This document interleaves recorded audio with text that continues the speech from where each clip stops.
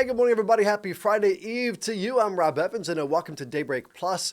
We're breaking down all the news you may have missed overnight, and we're digging deep into what really matters to you. Today, we're focusing on your kids' safety in just a bit, but we begin with Boomtown.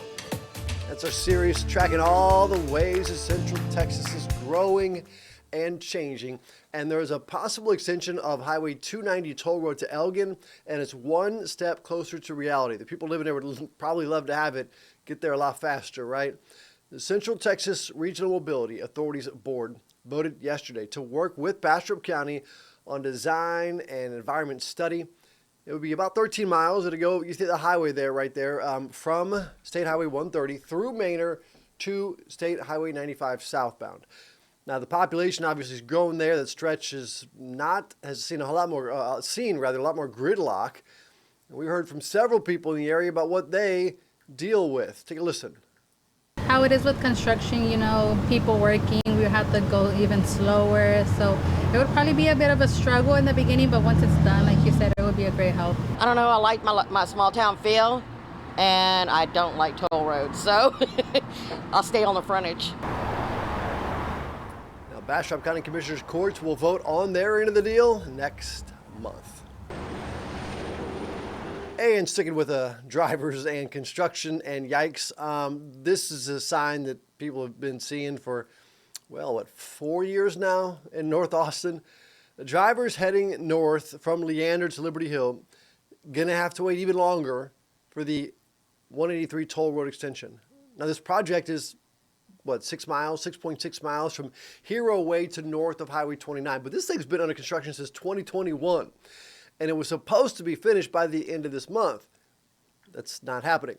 Board members with the Central Texas Regional Mobility Authority gave an update on the progress. Take a listen to what they had to say. But we'll be able to open ideally here. It shows April 9th, and our team's relatively confident. You can see we're in the green of them being able to open to traffic before mid-April. All right, well, this $250 million project includes 2 toll lanes in each direction, plus a path for people to bike and to walk. Officials say they needed this because of all the traffic volume expected to nearly double over the next 20 years, and the traffic there is already absolutely awful. All right, moving to politics right now to 7:03, and President Donald Trump imposing a 25% tariff on all vehicles and all auto parts coming into the U.S. starting next Wednesday. Now, Trump says that he expects auto firms to relocate to the U.S. and to build new sites or expand existing ones. And prices, of course, are expected to shoot up across the board. New cars, get this, could cost as much as $10,000 more. What? Used car prices expected to go up as well because supply is already limited. And car insurance premiums are expected to go up as well because car parts for repairs are going to become more expensive.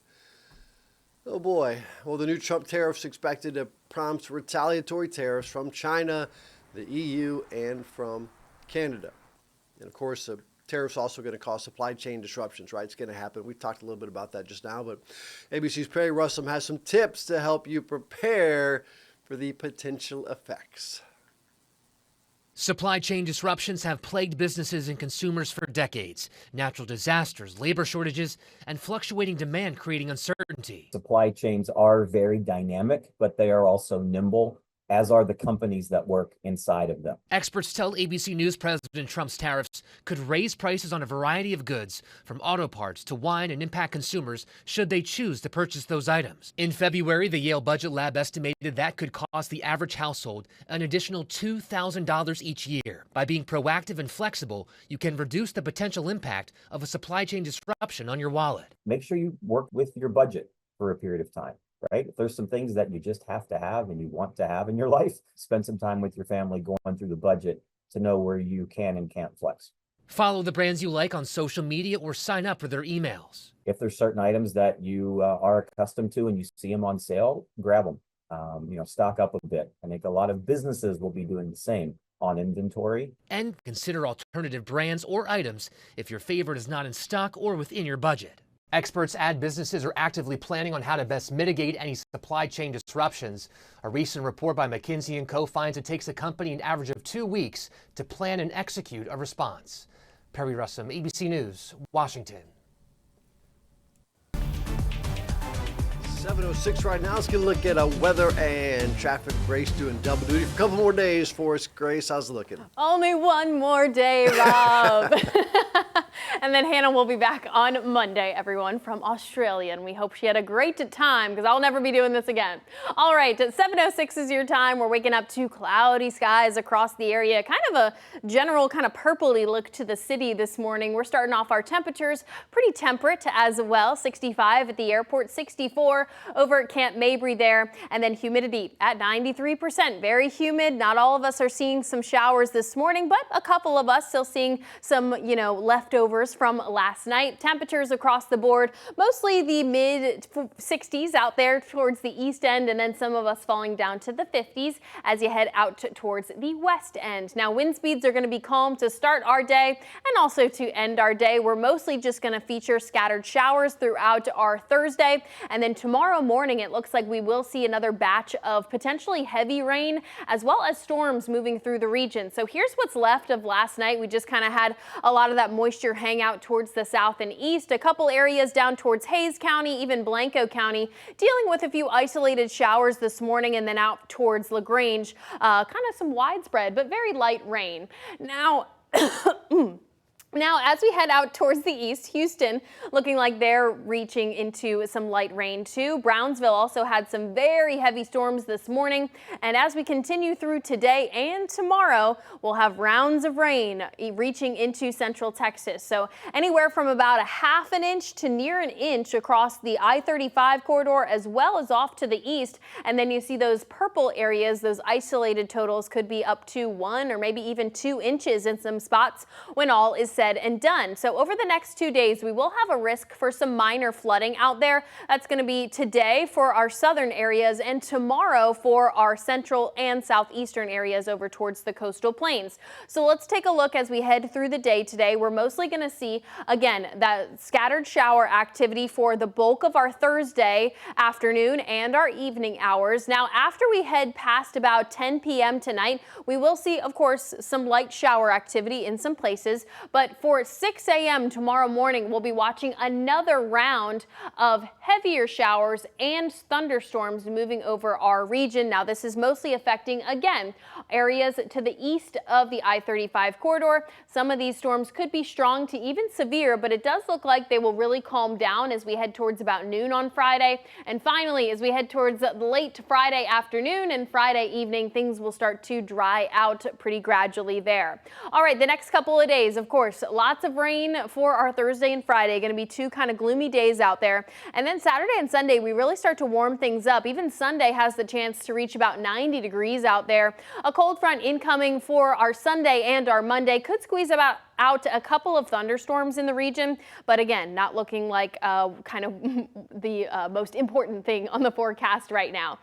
Okay, let's switch over to traffic conditions because we're starting to slow down in a couple of areas, especially for Manor as well as Oak Hill, now down to 27 miles per hour. I know that there are some issues with construction over that way. And of course, we're seeing some crashes on the south side of town as well as the east side of town this morning. Coming in from Manor, we had multiple crashes this morning, one up towards this 290 area and FM 973 here where that intersection is. That's been cleared away, so it looks a little bit better over towards that region. But even if people are dipping south and trying to go on Old Highway 20 there through downtown Manor, it looks like that is backed up too with another crash over that way. Now down to the south edge of town, Things coming in from Buda are also a bit slow and maybe even slower this morning as we have a crash on I-35 northbound and William Cannon Drive. And then over towards the airport, well, just south and west of the airport there, we also have a crash on Daniel Alexander over at US 183 there. So we'll continue to update you guys throughout the morning. Back to you. All right, Grace, thank you very much. A debate over gun restrictions in Tennessee got a wee bit out of hand. You know, there's friction with politics, right? But this is this is a bit much. It almost led to a brawl between two politicians. ABC's Andrew Dimbert has that story. 5-minute recess. Chaos at the Tennessee state capitol, an argument between lawmakers nearly turning violent. Democrat Justin Pearson was proposing a bill to reinstate gun carry permits, just weeks after he says his brother died by suicide using a gun. Appreciate the conversation and discussion, because that's what democracy requires. Our participation, our questions, our conversation, our discussion, not just the end of debate, because you don't want to hear something. Moments later, Republican Andrew Farmer responded. I know every member in this committee's been here this year working, and I know you may have some things going on, but you have not. So I don't think it's fair for you to come in front of this committee and lecture us on hard work and convictions. It is a pathetic excuse for you to not answer the question of why we are doing nothing about the gun violence epidemic than to personally attack me. Eventually, his microphone cut off, but he keeps yelling at Farmer. After order was restored, Republicans rejected Pearson's bill. Then he walked up to Farmer. 5-minute recess. Pearson was physically restrained and left the meeting, later saying, "I never thought I would have to defend grieving my brother in a General Assembly subcommittee." Farmer saying Pearson was trying to attack and demean his colleagues and then attempted to confront me physically. Andrew Dimbert, ABC News, New York. Now, backstory here, the two do have history. Farmer supported expelling Pearson back in 2023 for leading a protest on the House floor, but still something you don't see a whole lot in politics, at least not here in the U.S. All right, on to sports right now, 7:12, and it's Orange versus Orange in the Sweet 16. The Texas women's basketball team getting ready to play the other UT, the secondary UT, University of Tennessee, on Saturday. If you're a UT Tennessee grad, I don't mean secondary, I'm just kidding with you. The difference this year for Texas is Rory Harmon is on the court. She missed most of last year with a knee injury, but made a full comeback, complete with another honorable mention All-American honor. Here's the head coach, Vic Schaefer, and Rory to talk about it. Excited for Rory. She's y'all see it. I mean, you look at her playing right now, you'd never know a year ago she had a devastating injury. Be playing again and at my pace and my speed and how I feel. It's honestly incredible, and I'm super proud of myself. As she should be. She is working hard. The game between Texas and Tennessee, the UTs, is this Saturday, 2:30. You can watch it right here on KVUE. And now to a story about UT's newest head coach that might surprise you. Not only has Sean Miller found success through basketball as an adult, he was also pretty well known for his dribbling skills as a kid. Look at this. When he was 10 years old, he earned a spot on The Late Show with Johnny Carson. That's him. As a 9-year-old, he won a championship with a coach who local fans know all about. Here's Coach Barnes. Take a listen. Coach Barnes, he may get mad at me, Rick Barnes, but if you can imagine this, he was my first coach that I ever had. It's at the Pitt basketball camp. I was a 3rd grader. He led me to a championship, or maybe I led him to a championship as a 9-year-old. He's somebody that I've known since 9, and I know what a great coach and tenure he had here. That coach also told us he met Tom Penders, another former Texas coach, when he was in 2nd grade. He's got all kinds of UT connections, all right? The jersey looks good on him there. Well, sticking with sports, different one though. Live look at Dell Diamond. The Round Rock Express will start the season on the road. Their first game is tomorrow. This year's team of 31 players includes 15 guys who played for the Express before. 2 of the top 30 prospects for the Rangers, including that guy there, outfielder Evan Carter, a player who looked like a future star during the Rangers World Series run.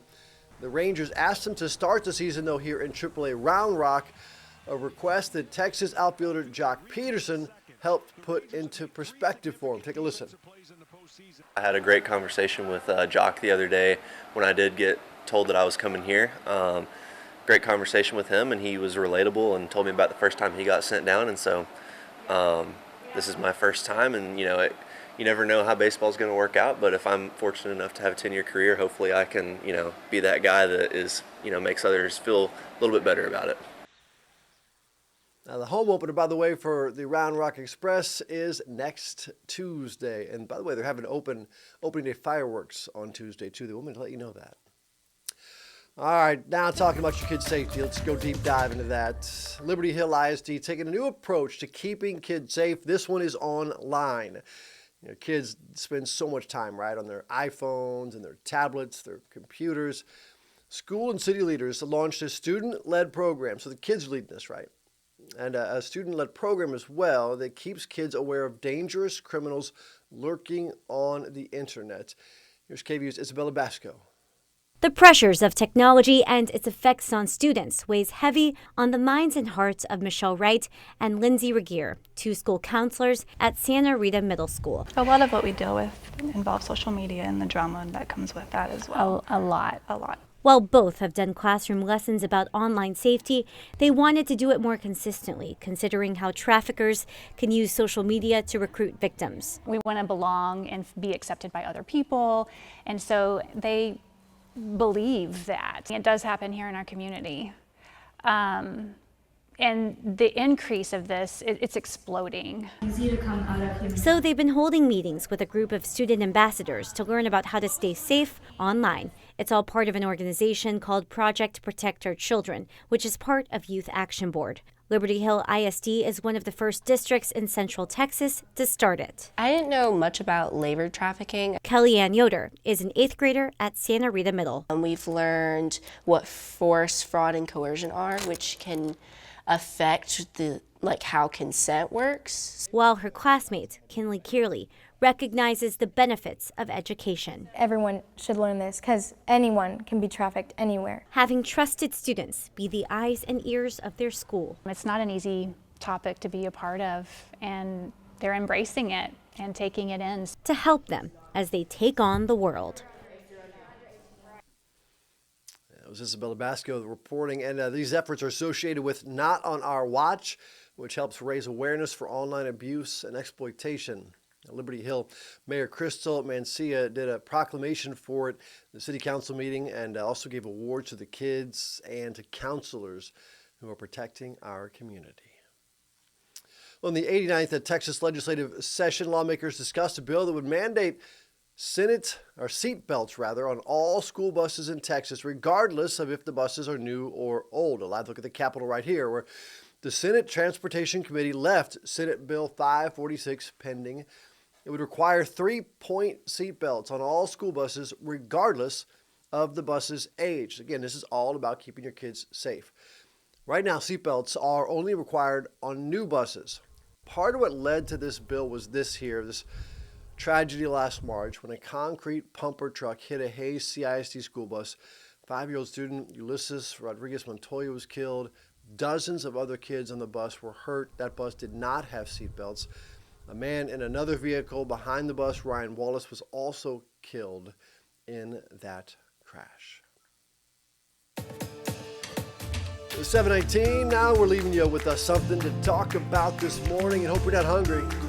Watch out for a shocking fish at Texas beaches this summer. Look at that cute little face. What in the...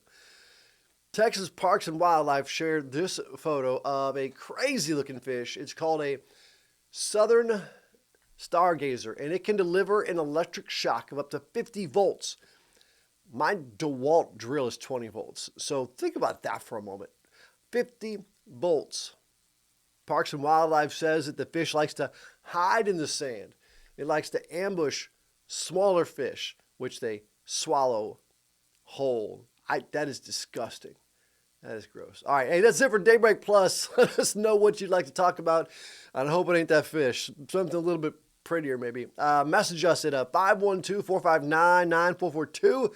Again, 512-459-9442. We want to know what's on your mind, what matters to you, to your family, what are you thinking about. You can also message me if you'd like on social media at Rob Evans TV. It's on Instagram, Facebook, or X. And stick around because Daybreak continues right here on KVUE Plus. Goodbye, everybody.